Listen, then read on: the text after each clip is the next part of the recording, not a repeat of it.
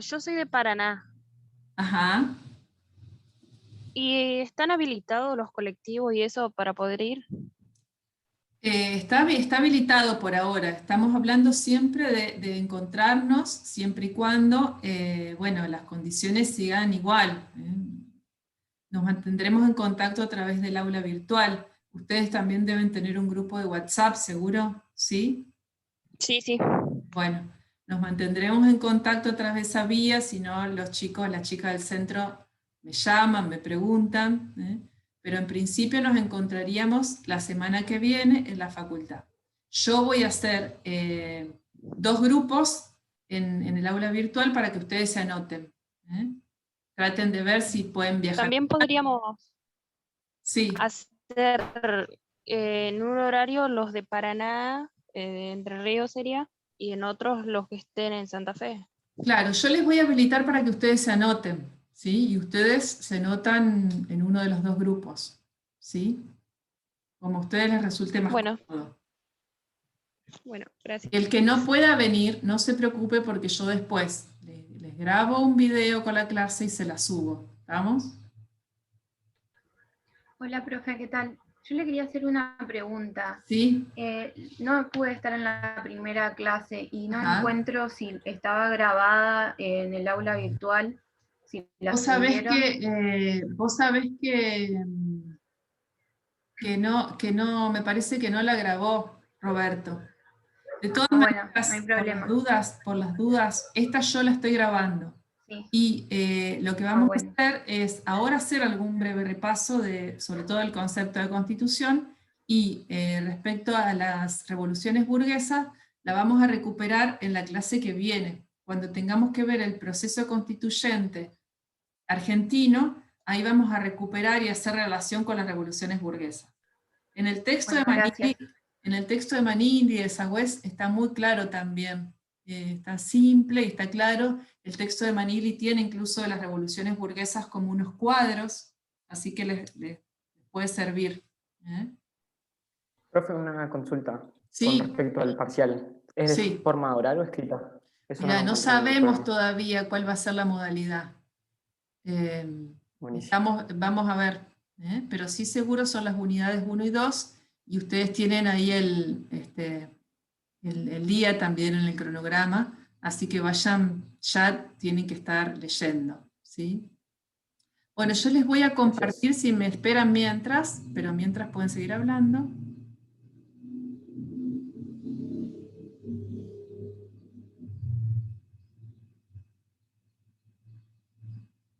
Sí, constitución formal y material, ahora lo vamos a ver. Espérenme que voy a abrir.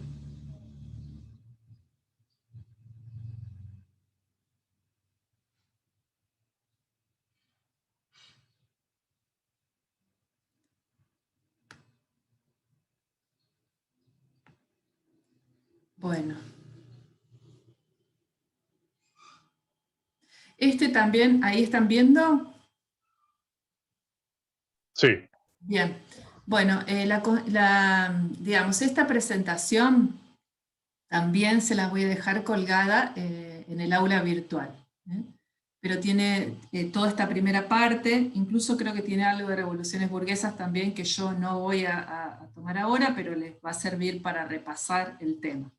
Recuerden que la presentación no sirve solamente para estudiar con eso solo, pero sí les va a servir de guía con el texto y la clase. Bueno, la primera parte vamos a hacer solamente un repaso, ¿no? Porque ustedes tienen ahí, digamos, el tema de qué es una constitución y las etapas del constitucionalismo y luego fuentes. Etapas del constitucionalismo no vamos a ver porque ya lo vio Roberto, pero sí lo vamos a recuperar la clase que viene. La primera cuestión que plantea Manili en su texto es que la Constitución es producto, como dice ahí, es un producto de la historia. ¿Qué significa? Bueno, significa que, ¿por qué es un producto de la historia? Porque hay circunstancias, porque hay realidades que varían de país en país y que hacen a una constitución. por ejemplo, no es lo mismo el proceso histórico argentino, que dio nacimiento a nuestra Constitución, que la Constitución inglesa. Ustedes vieron una de las revoluciones, es la inglesa, y el producto de esa revolución es la Carta de Derechos inglesa, y esa Constitución básicamente es una Constitución no escrita. Todo lo contrario de nuestra Constitución. Nuestra Constitución es una Constitución típicamente escrita, cuyo producto es un texto, ¿sí? Lo mismo que la Constitución brasilera, por ejemplo, ¿sí? Pero si nosotros pensamos en la Constitución rusa, en la misma Rusia no es lo mismo la Constitución previa a la caída del muro de Berlín, es decir, el año 1989-1990, ¿sí? Que correspondía a la vieja Unión Soviética y al comunismo, que la Constitución rusa actual. Es decir, siempre la Constitución está ligada a un proceso histórico, ¿sí? Y por lo tanto, para comprender la Constitución, en este caso nosotros vamos a ver la Constitución argentina, tenemos que ver el proceso histórico por el cual no solo nace la Constitución de 1853-1860, sino también las posteriores modificaciones. Pero también es un pacto fundacional. ¿Qué significa que es un pacto fundacional? Significa que un pueblo en un momento determinado, ¿sí?, se pone de acuerdo, en nuestro caso, nuestro pueblo argentino, para escribir, para determinar determinadas reglas de convivencia, donde se establecen básicamente dos cosas, ¿sí? Por un lado, cómo se organiza el poder, y por otro lado, cuáles son los derechos y garantías de los ciudadanos. Entonces, de esa manera tenemos nosotros estructurada, es muy importante que ustedes tengan una constitución, ¿sí?, que la miren, que la lean, ¿sí? La constitución por eso tiene dos partes. Una parte orgánica, donde se organiza el poder, donde se estructura, y una parte dogmática, donde tenemos las declaraciones, derechos y garantías, ¿sí? Ya vamos a ver qué son las declaraciones, derechos y garantías seguidamente. Pero a mí me interesa también pensar a la Constitución, además de esta organización entre la estructura del poder y las declaraciones, derechos y garantías, me interesa pensarla como un límite. La Constitución y los derechos y garantías y la organización del poder básicamente es un límite. ¿Un límite a quién? Bueno, el límite es un límite a las mayorías. Para explicar esto, hubo un filósofo del derecho que se llama Elster, que lo explica a través de uno de los mitos de la Odisea, que es el de Ulises, y que yo les voy hay un breve fragmento que se los voy a pasar ahora, que dura pocos minutos, de una película que se hace sobre Ulises, para explicarlo, por qué Elster asemeja o utiliza el mito de Ulises para explicar por qué la Constitución es un límite a las mayorías. Ahora se los paso y después lo charlamos. Pero para los que no conocen, antes de ver el pequeño fragmento de esa película, Ulises, en el mito, digamos, de la Odisea, era el capitán de un barco que tenía que ir a reencontrarse, digamos, con, ustedes recordarán, los que lo conocen, digamos, con Penélope y su hijo, y en ese trayecto del viaje de regreso a su hogar, el barco tenía que pasar, él como capitán del barco, además tenía que pasar frente a una isla donde hay sirenas. Esas sirenas, el canto de esas sirenas, normalmente atraía a los barcos que pasaban por allí, pero era una trampa esa atracción, ¿no? Porque finalmente toda la tripulación eran asesinados, eran muertos.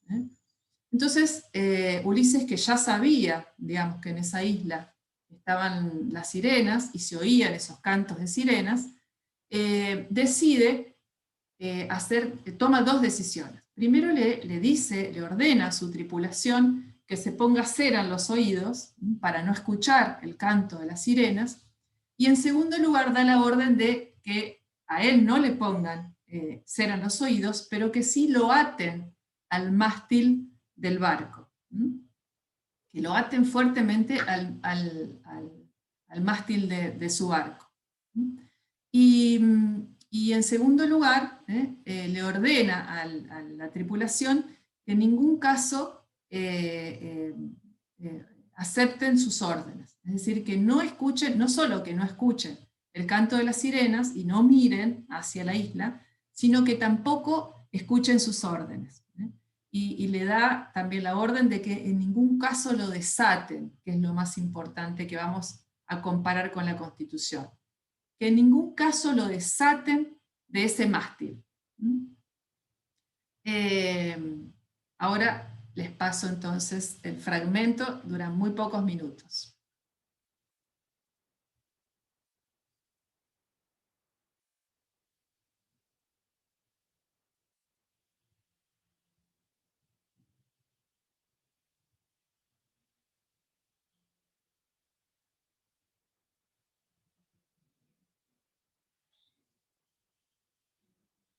¿Se escucha? No se escucha. No se escucha. ¿Nada? Bueno, No. vamos a poder pasar. Voy a probar. ¿Ahí se escucha? No, tampoco. Tampoco.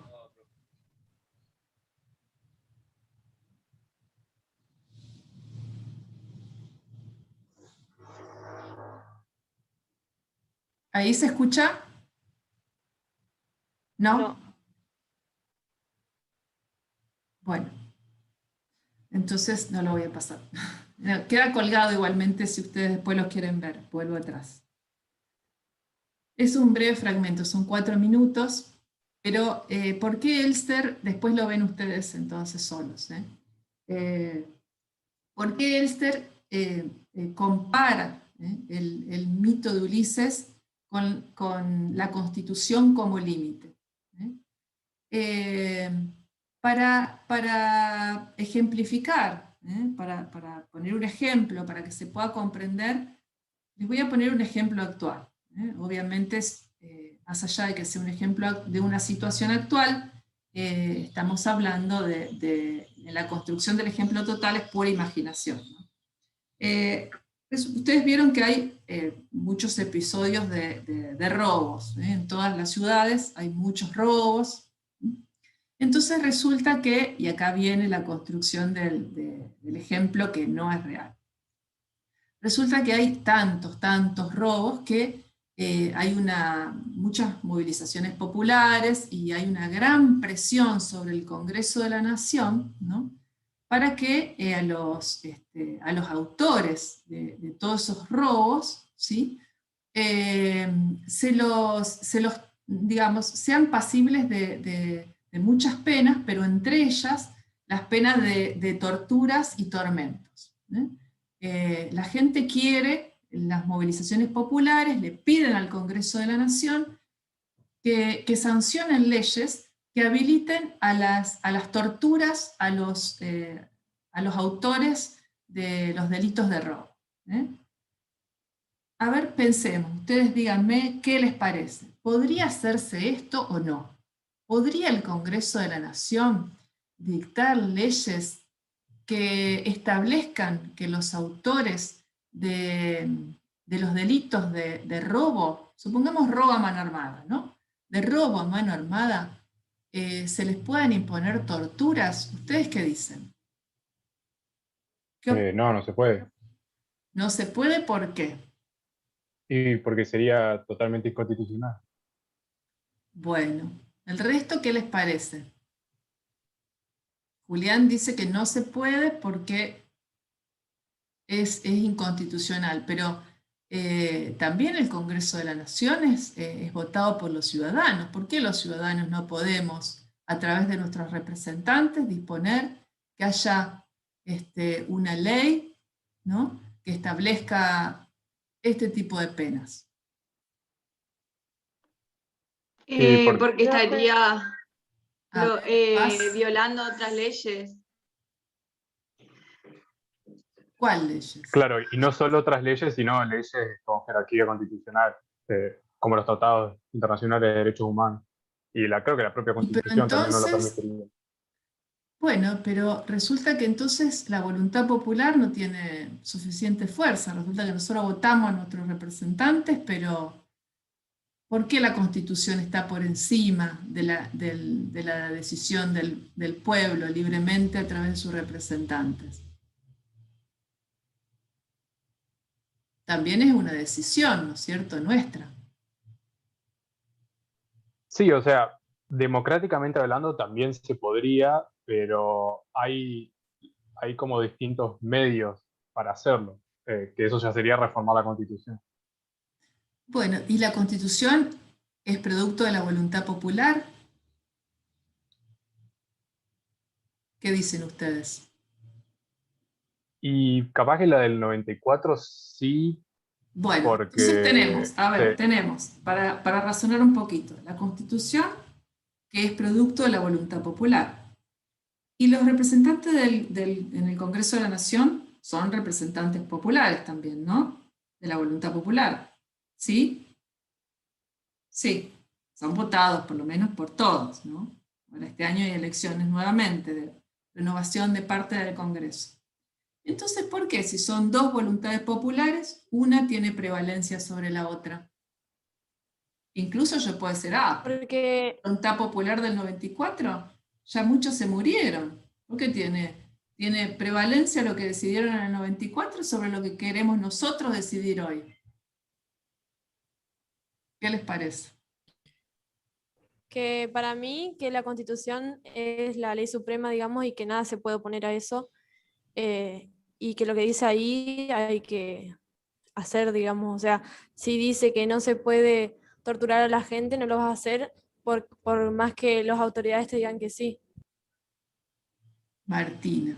Bueno, muy bien. Está todo bien lo que dicen, ¿eh? Pero vieron que lo que yo les planteo no es un problema de filosofía del derecho.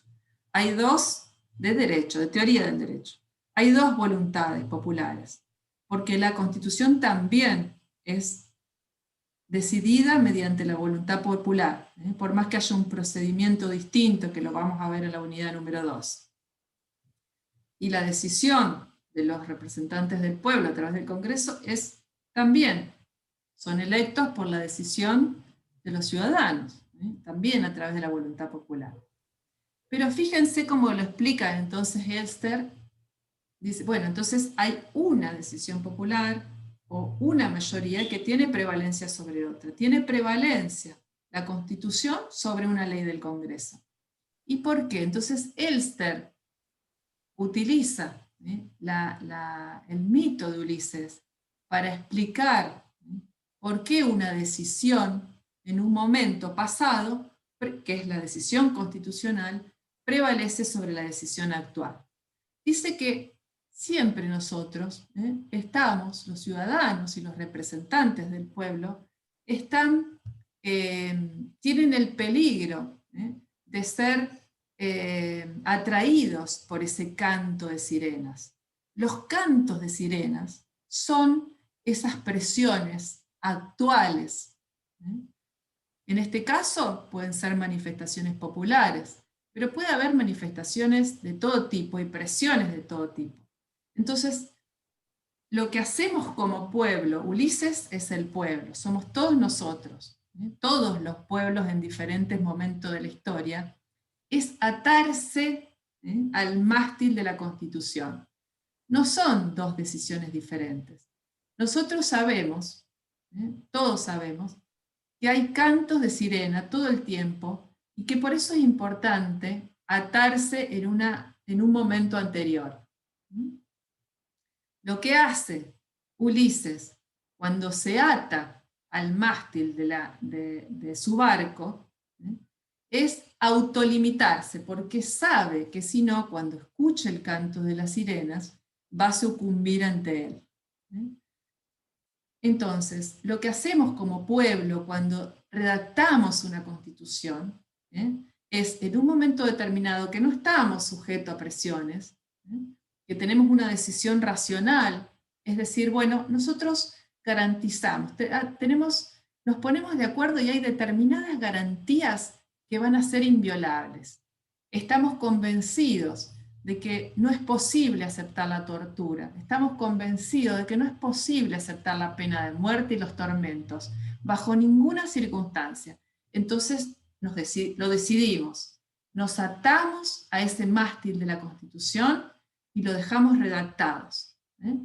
Y sabemos que después el Congreso de la Nación, por más que esté presionado por cantos de sirena, por más que haya muchas manifestaciones, por más que haya muchas presiones, por más que los jueces y las juezas estén presionados por diferentes órganos de presión, no solamente las manifestaciones populares, sino también los medios de comunicación, los partidos políticos, etcétera, etcétera, no pueden tomar una decisión esas mayorías, las mayorías del Congreso, que son mayorías eventuales, que van cambiando, no pueden tomar una decisión distinta a la decisión tomada cuando redactamos la Constitución, porque ya nos atamos en un momento de racionalidad, donde redactamos esos derechos. Entonces, por eso, los derechos, la organización del poder, los derechos y garantías establecidos en la Constitución son un límite a las mayorías eventuales del Congreso. ¿Se entiende? Hay otro muy cortito para no detenernos en esto, otro filósofo que dice que también la Constitución, dice, son los límites que el Peter sobrio, dice él, le impone al Peter ebrio. Dice, como Peter era un muchacho que le gustaba mucho salir, y manejaba además, y cuando salía se emborrachaba. Y ya sabía él que cuando salía se emborrachaba. Entonces, la decisión que toma en ese momento es, bueno, antes de salir le entrega las llaves a un amigo, ¿sí? Y le dice, bueno, mira, amigo, dice, acá te entrego las llaves de mi auto, no me las des. Mira, después que tengamos que volver a casa, no me des las llaves, ni que yo te amenace, ni que te amenace con que no vas a ser nunca más mi amigo, no me des la llave porque yo ya sé que me emborracho y no quiero correr peligro, ni yo, ni que corra peligro el resto. Entonces, lo que dice este filósofo es justamente, la Constitución es eso, son las limitaciones que el Peter sobrio le impone al Peter ebrio. En el mismo ejemplo que nosotros como pueblo nos imponemos determinados límites, determinadas condiciones en la Constitución, porque sabemos que después hay momentos de mayor debilidad, que serían, en el ejemplo que yo les di, el momento en que el Congreso de la Nación o el juez o la jueza reciben presiones para modificar las leyes en contra de esas normas que nos pusimos como pueblo en el momento constitucional. Bueno, este es los ejemplos, digamos, de por qué la Constitución es un límite a las mayorías eventuales. Profe. Sí. ¿Puede repetir eso de las limitaciones que la Constitución, los derechos y garantías, y también la organización del poder contenidos en la Constitución? Toda la Constitución es un límite a las mayorías eventuales, ¿sí? A las mayorías que eventualmente haya en el Congreso de la Nación, ¿sí?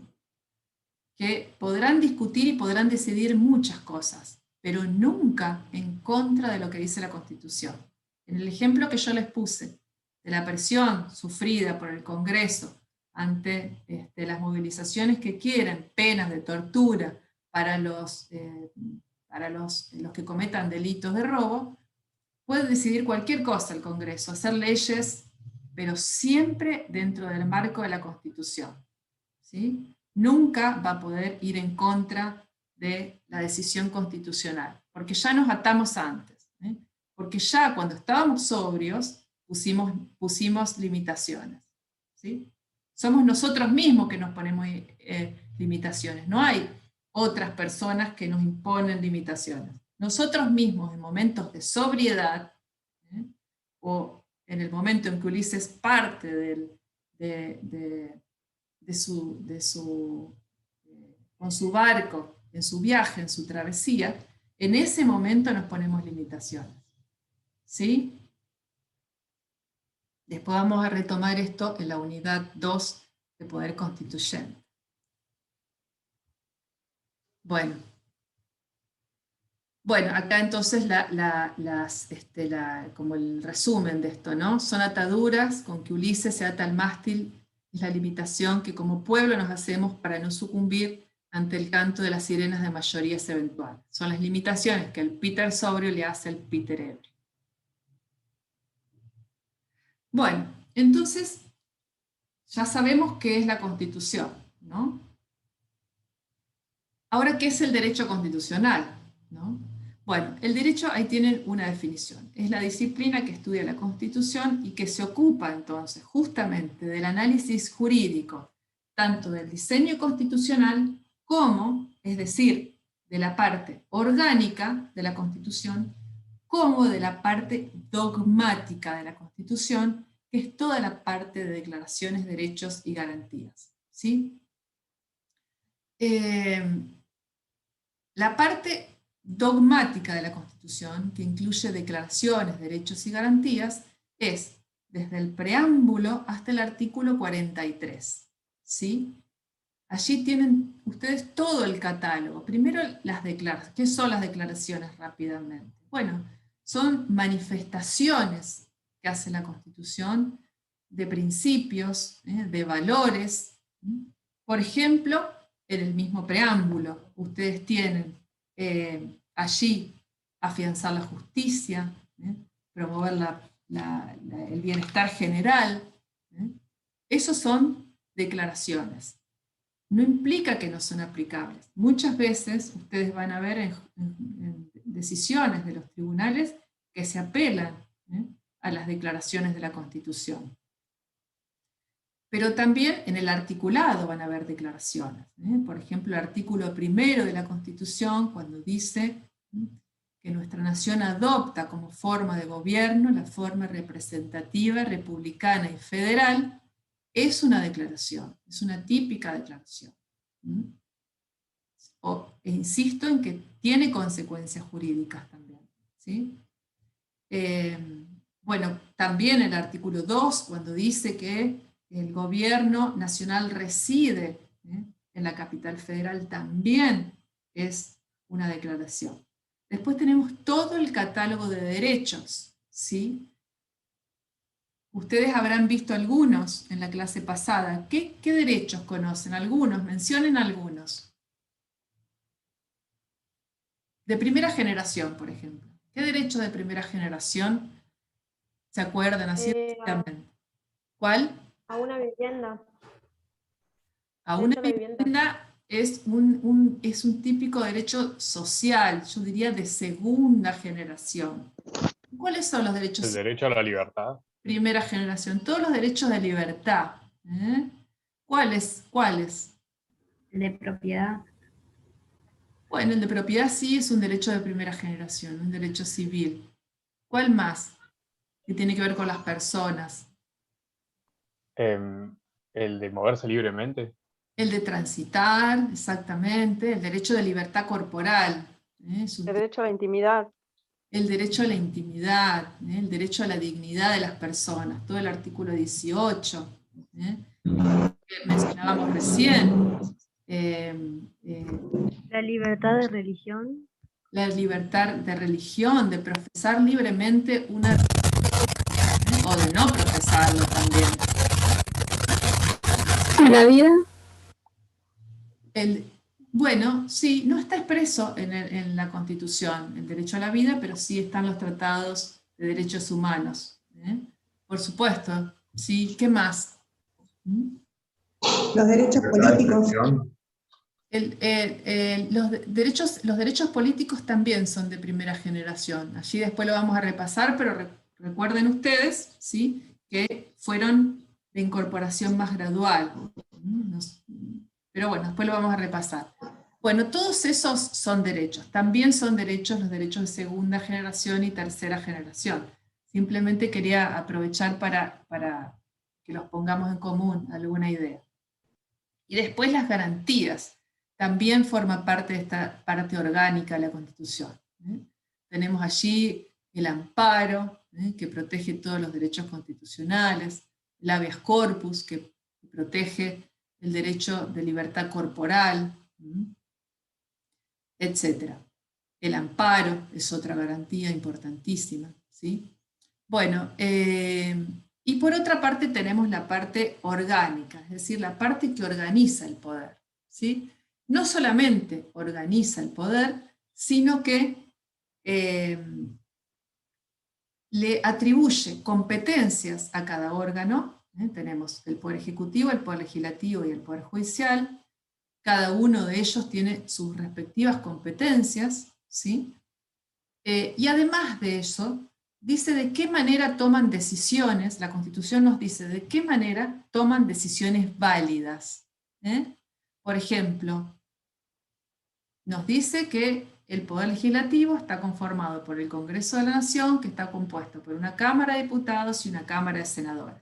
Y nos dice qué requisitos, etcétera, etcétera, ¿no? Pero además de eso, todo eso ustedes lo van a ver en Constitucional 2, a la parte orgánica.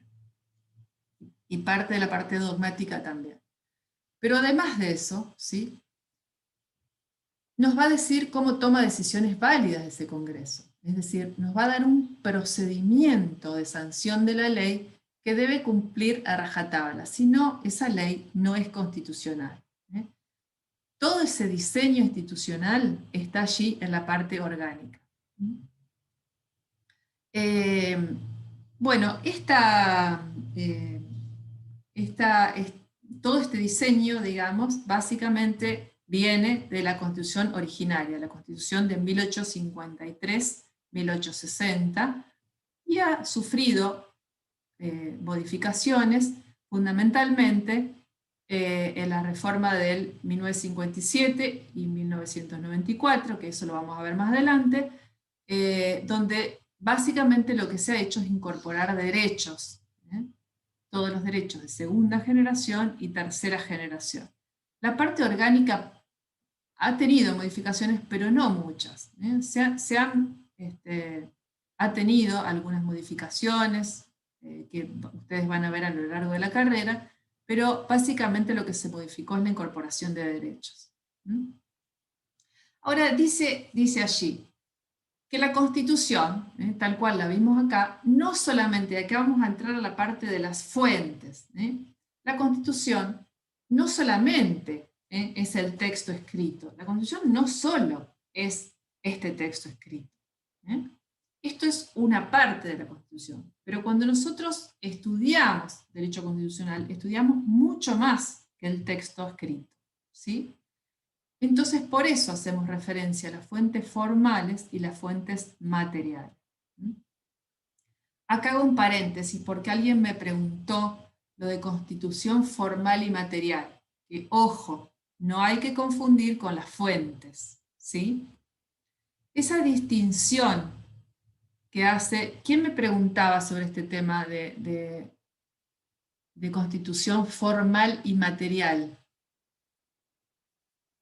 Alguien me preguntó, era una chica. Bueno, no importa. Vidal Campos es el que utiliza, y Manili también hace referencia a constitución formal y constitución material. Que, insisto, no hay que confundir con fuentes que vamos a ver seguidamente.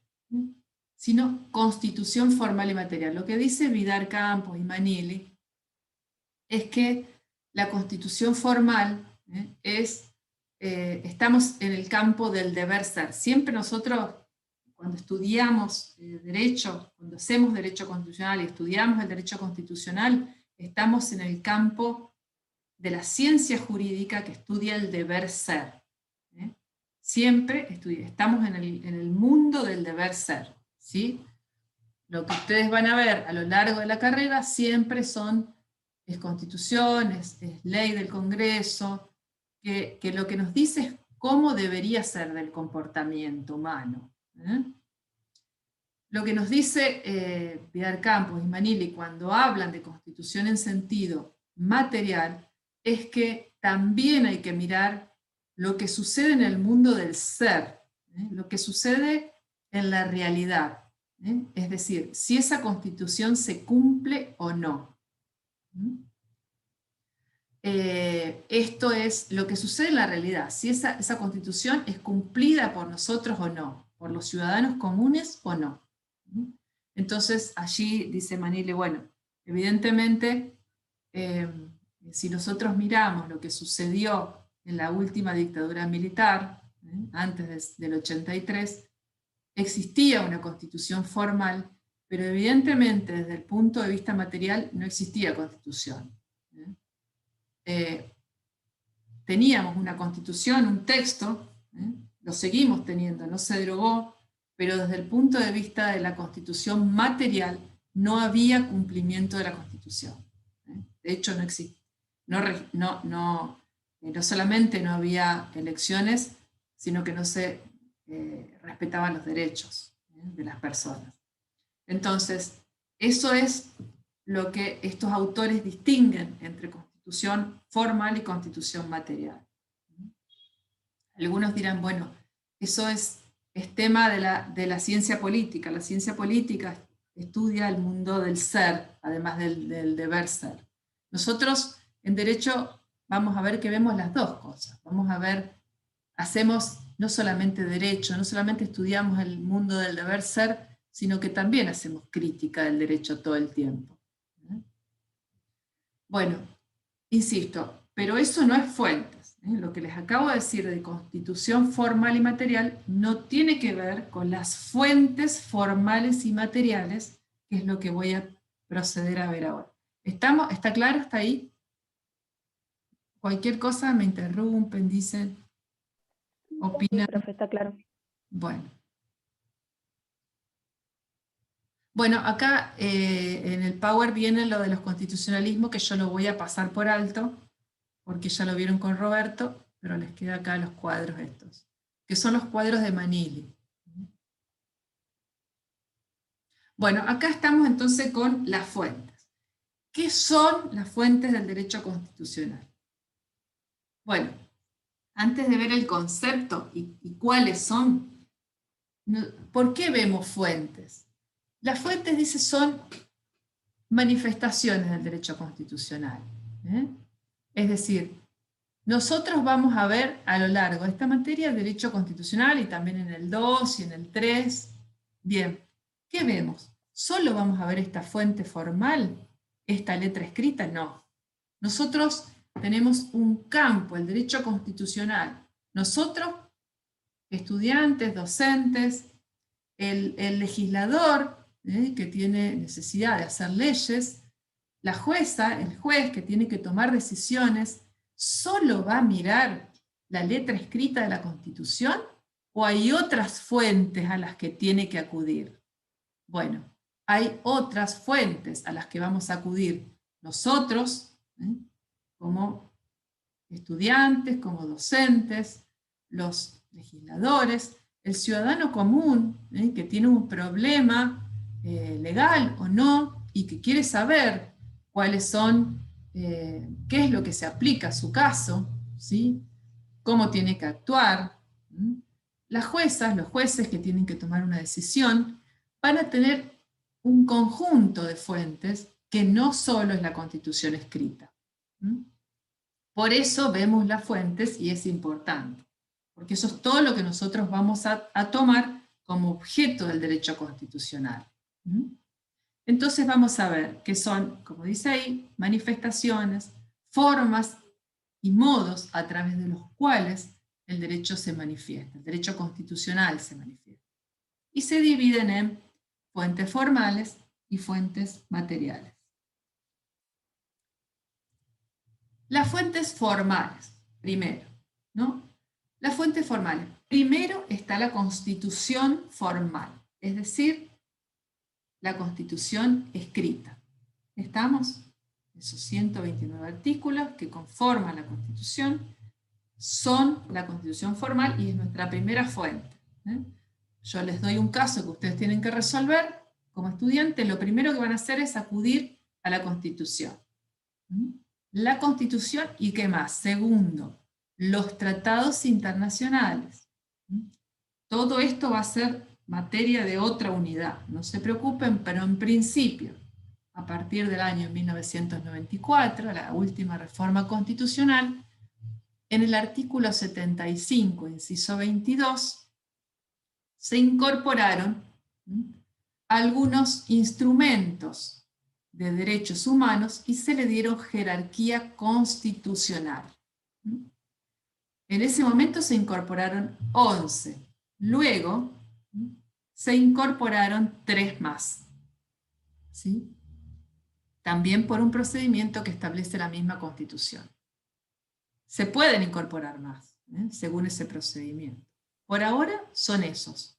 Esos son los tratados o instrumentos que tienen jerarquía constitucional. La misma jerarquía que la Constitución. ¿Sí? Constitución y los 11 más 3 tratados o instrumentos de derechos humanos incorporados en el 75, inciso 22, tienen la misma jerarquía. ¿Vamos? Y son, entonces, fuente formal del derecho constitucional. ¿Qué más? Tercero, las leyes de desarrollo constitucional. ¿Qué son las leyes de desarrollo constitucional? Bueno, son leyes, primero, como son leyes, son del Congreso, son sancionadas por el Congreso de la Nación, pero ¿por qué son de desarrollo constitucional? Porque vienen a completar artículos constitucionales, vienen a desarrollar, como su palabra lo indica, artículos de la Constitución.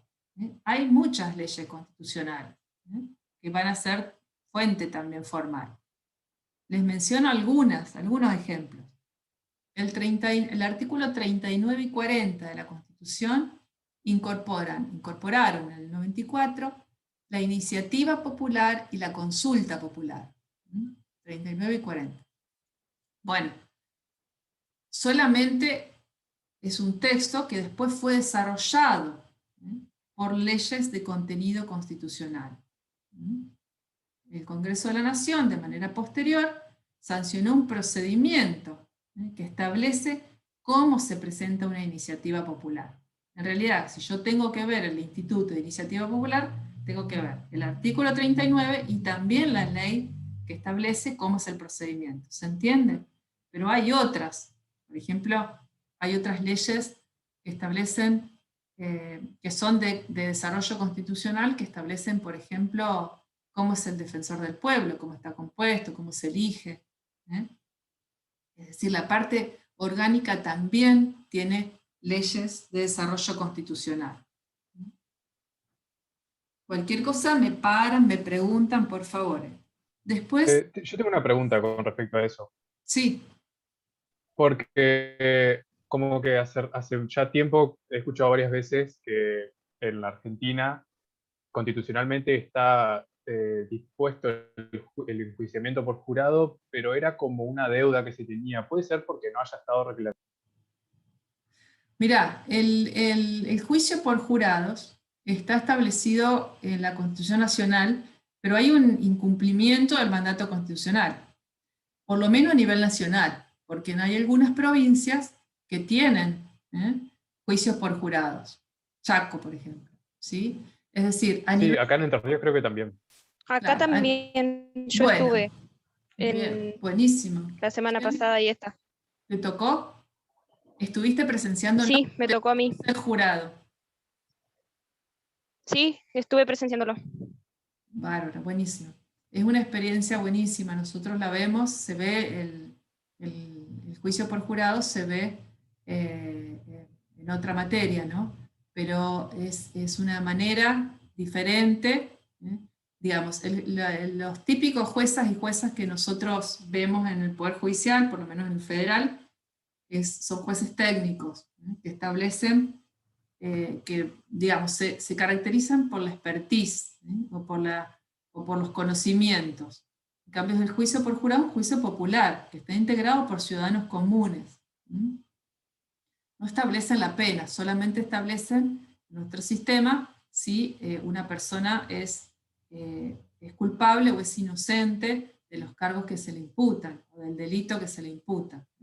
Está reservado para determinados juicios, para determinadas penas, ¿sí? Para determinados delitos, perdón, y después sí hay una jueza, un juez o un tribunal que establece la pena que se le impone a esa persona, ¿sí? Pero en principio, bueno, es una experiencia buenísima porque nos da a los ciudadanos la posibilidad de decidir, en este caso, sobre la culpabilidad o inocencia de otras personas. Por supuesto que están asistidos, una serie de garantías. Pero yendo a tu pregunta, me fui por las ramas, yendo a tu pregunta, Julián, hay en todo caso un incumplimiento de un mandato constitucional. Por supuesto que debería ser reglamentado, pero es un incumplimiento que viene de siglos, por lo menos a nivel nacional. Algunos lo plantean, mucha gente lo plantea como una de las, como una solución viable al problema a todas las críticas que tiene el Poder Judicial, ¿no? Y el sistema judicial.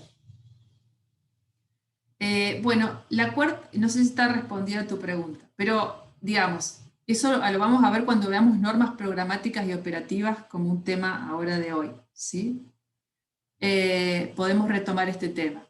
¿Qué sucede cuando hay una norma como la de juicio por jurados, o podríamos pensar que no se hubiese reglamentado el artículo 39 de Iniciativa Popular, cuando el Congreso no cumple con su obligación, que es reglamentar las leyes que le ha mandado la Constitución? Esas normas podríamos decir que son programáticas. Ahora vamos a ver la diferencia. ¿Qué sucede cuando no cumple con su obligación de reglamentar? ¿Podrá hacerlo? Es una pregunta. ¿Podrá hacerlo el Poder Judicial en su lugar? De hecho, lo ha hecho en algunas oportunidades y también se los voy a mencionar.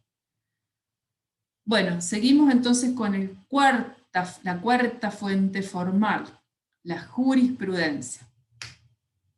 La jurisprudencia es la decisión de un tribunal. En este caso, nosotros en Constitucional estamos hablando de las decisiones de la Corte Suprema de Justicia de la Nación, es decir, de tribunales de máxima jerarquía, que lo que hacen es sentar precedentes, es decir, se supone que ante casos similares van a resolver, van a fallar, van a decidir parecido a los casos precedentes.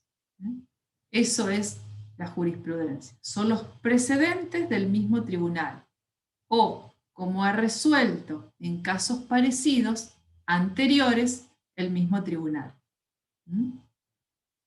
Yo me gusta poner un ejemplo muy cortito, que fue una de las primeras decisiones que tomó la Corte Suprema de Justicia de la Nación luego del regreso a la democracia, luego del 83, es decir, la Corte de la Democracia ya, en una causa que se la llama comúnmente entre los estudiantes de Derecho la causa del petizo Arenson.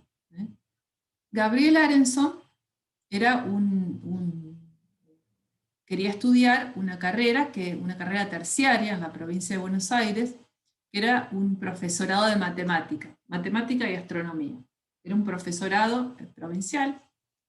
Bueno, se fue a inscribir en esa carrera y le pedían, como siempre, como a ustedes les pasó también, una serie de requisitos y papeles que tenían que presentar. Bueno, ustedes le habrán pedido el título secundario, es decir, haber terminado el nivel anterior, el segundo nivel. Bueno, a él también le pidieron el título y le pidieron, entre otras cosas, un certificado de aptitud psicofísica. Pero resulta que cuando Gabriel Arenson va a pedir el certificado de aptitud física, no se lo dan.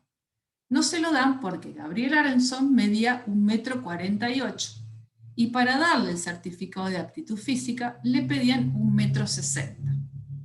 Entonces, no le dieron el certificado de aptitud psicofísica, no se podía inscribir al terciario. Bueno, entonces, ¿qué fue lo que dijo la Corte en este caso, que es muy interesante? En principio, Gabriel lo que dijo es esta norma es inconstitucional porque viola el principio del artículo 16, el principio de igualdad. Otro principio de los derechos de primera generación. Principio de igualdad ante la ley. Todos somos iguales ante la ley. Entonces, la Corte lo que hace es interpretar. Fíjense que esto es una norma que venía de la dictadura, ¿sí? La Corte en democracia lo que hace es interpretar el artículo 16. Fíjense que yo lo estamos mirando a esta sentencia acá en jurisprudencia, porque, es decir, si nosotros tenemos que estudiar el principio de igualdad, vamos a ver el artículo 16 de la Constitución, Constitución formal, vamos a ver lo que dicen los tratados internacionales, vamos a ver si hay leyes de desarrollo, y vamos a ver la jurisprudencia. Esta es una sentencia imprescindible para ver el artículo 16, porque lo que dijo la Constitución es que esta norma que había puesto este instituto terciario era inconstitucional, era contraria al artículo 16, porque además no es razonable. Es decir, la ley puede hacer disquisiciones, la ley, en este caso, las normas internas de un instituto pueden hacer distinciones entre las personas. Fíjense, a ustedes cuando se fueron a inscribir en la universidad les pidió un requisito que era el título secundario, ¿sí? Entonces ustedes pueden decir, no, yo no tengo el secundario, no somos entonces todos igual ante la ley. ¿Por qué me pide un requisito si yo quiero estudiar y no tengo la secundaria? Bueno, pero en ese caso, dijo la Corte en esa sentencia, es razonable, es una disquisición, es una discriminación, ¿sí? Es una diferencia que hace en este caso la universidad que es razonable. Y establece también lo que es el principio de razonabilidad. ¿Razonable con qué? Lo que se mira es el objetivo que tiene la norma, en este caso la institución, cuando impone ese requisito o esa discriminación. Impone el requisito de tener el segundo nivel porque yo estoy haciendo una capacitación, una instrucción de tercer nivel. Entonces se supone que tienen que tener determinados los estudiantes, determinados conocimientos que los acreditan mediante el título secundario. En este caso, en el caso de Gabriel Arenson, medir 1,48 m, 1,60 m, 1,80 m o 2 metros no tiene ninguna relación con el objetivo de la institución y de las normas que creas, que son dar conocimientos para ser profesor de matemática. No tiene ninguna relación. ¿Estamos? Entonces, fíjense cómo a través de este ejemplo nosotros podemos ver la importancia de la jurisprudencia en casos como este, porque para ver el principio de igualdad no me basta con ver la Constitución formal, el artículo 16. Es importante en este caso ver qué ha dicho la Corte Suprema de Justicia de la Nación sobre el principio de igualdad. Bien, ¿estamos con esto? ¿Alguna pregunta, alguna duda?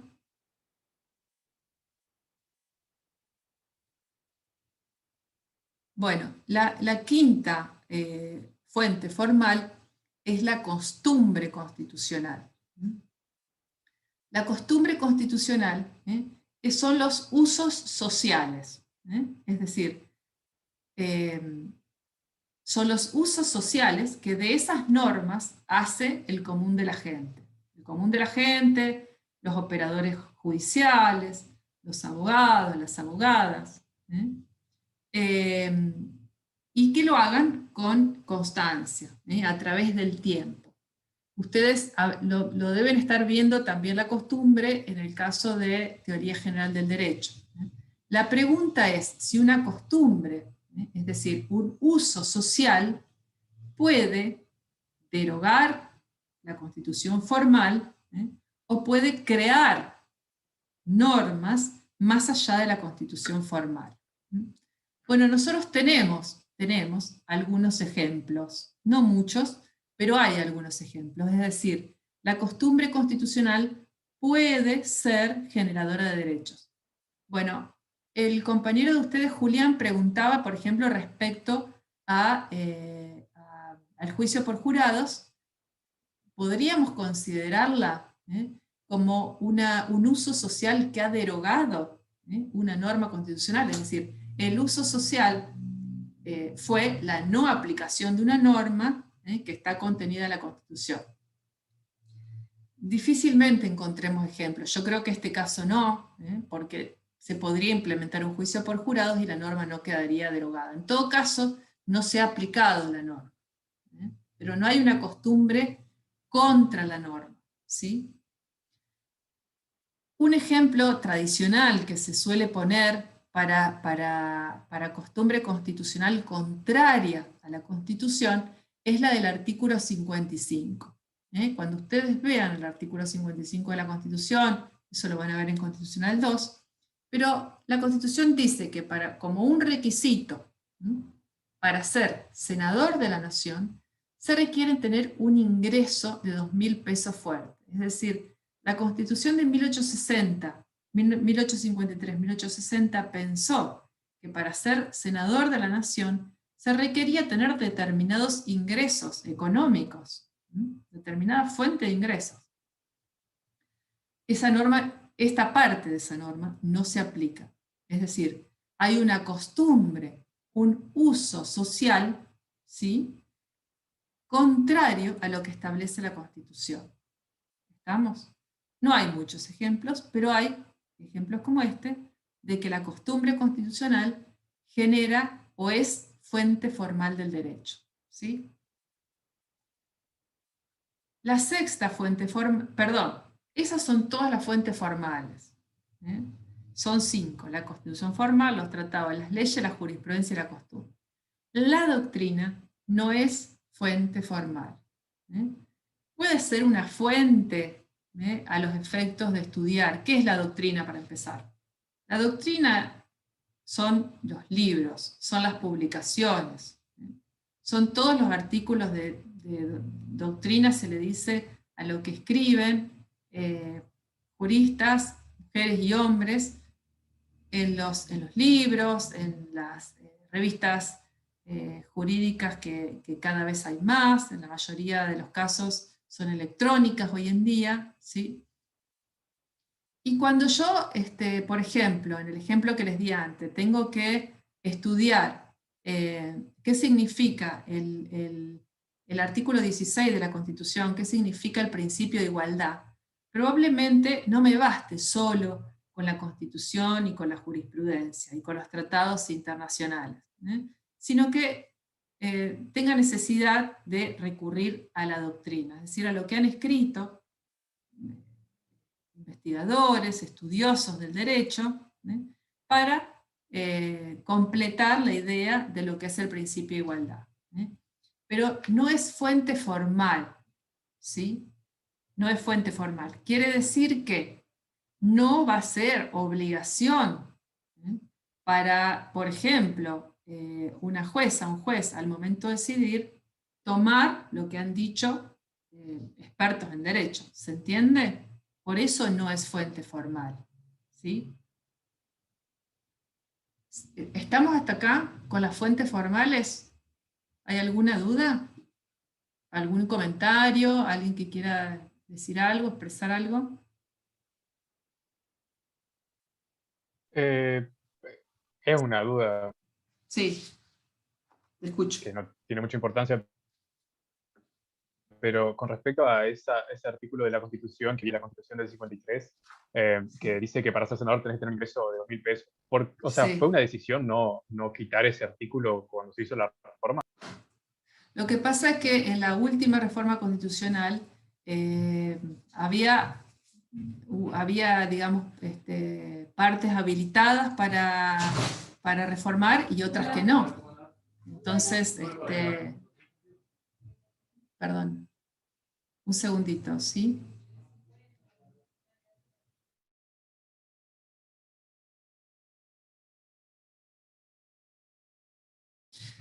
Bueno, entonces, disculpen, lo que les decía es que en la última reforma constitucional, que es un tema que nosotros vamos a ver cuál es el procedimiento de la unidad 3, estaban habilitados para reformar determinados temas y otros no.